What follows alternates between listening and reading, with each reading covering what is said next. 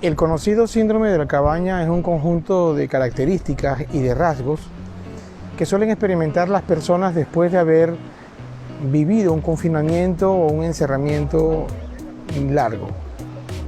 Algunos estudios dicen que una persona está privada de su libertad, empieza a sufrir una especie de reversión, es decir, lo que en el principio era una situación estresante porque no podía salir, porque no podía desarrollar su vida cotidiana y normal que tenía fuera de su casa, hablemos del confinamiento por ejemplo, empieza a haber unos cambios, una habituación, cambios en los ciclos del sueño, empieza a comer a horas distintas, empieza a habituarse, a acostumbrarse. Y debemos recordar que el ser humano tiene una capacidad adaptativa que a veces es hasta patológica.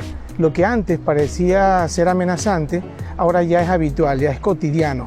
Es decir, la capacidad adaptativa de la persona a esa situación que al principio era un encierro, ahora ya lo empieza a ver, a percibir con cierta normalidad.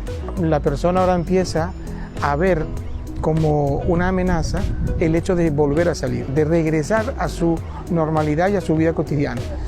Lo que antes era añorado y era anhelado, ahora es temido.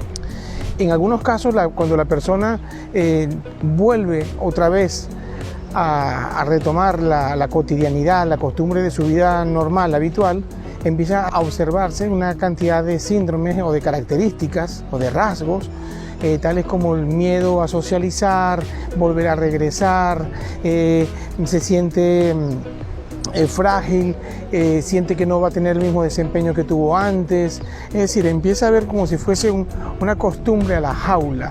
Podemos pensar en ese pájaro que ha estado encerrado durante muchísimo tiempo y el día que abren la jaula pues simplemente sale y pasea cerca de la jaula pero no se quiere alejar de ella. Eso es lo que ocurre en el denominado síndrome de la cabaña.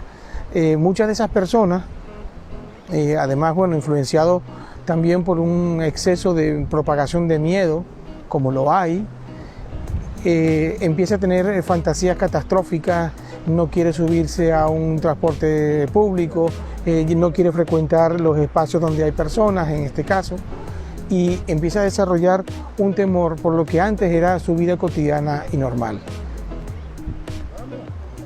La dificultad que enfrentan las personas que experimentan el síndrome de la cabaña es precisamente una altísima resistencia a enfrentar un mundo nuevo. No cabe duda que después de esta pandemia las cosas han cambiado de manera general. La misma forma de socializar, de contactar, de entrar en un lugar público, cambió la forma de comprar, cambió la forma de comunicarnos e incluso la forma de trabajar. Bueno, la persona con el síndrome de la cabaña lo que experimenta es una resistencia radical a todo esto, prefiere quedarse en su cabaña, quiere quedarse en ese nicho de seguridad que creó. A nivel psicológico ocurre igual, la persona se siente infravalorizada, descalificada, siente que no va a poder con la vida, siente que estos cambios que se acercan son demasiados y prefiere quedarse en la seguridad de la cueva. En colectivos tales como los adolescentes y a veces incluso con los niños puede ocurrir esto de una manera radical. Creo que es importante que empecemos a filtrar la información y hacer una línea divisoria entre lo que es una información sana y lo que es una inseminación de pánico, ¿no? Recordemos que hay colectivos que son muy sensibles, que son muy vulnerables ante estas informaciones. El síndrome de la cabaña no se desarrolla de manera casual, tiene que ver mucho con la calidad de la información que nos rodea y que nos frecuenta.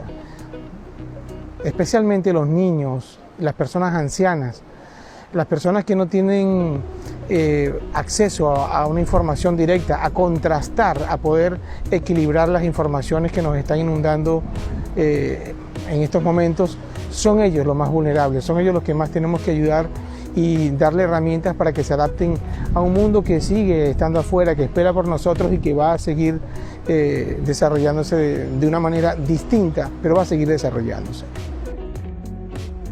Debemos erradicar estas fantasías catastrofistas llenas de unos futuros inciertos, donde la persona sin haber salido de casa pronostica que el día de mañana será peor. A final de cuentas, todos los días se oculta el sol y el día siguiente saldrá un amanecer distinto, lleno de esperanza y nuevo para todos. Gracias.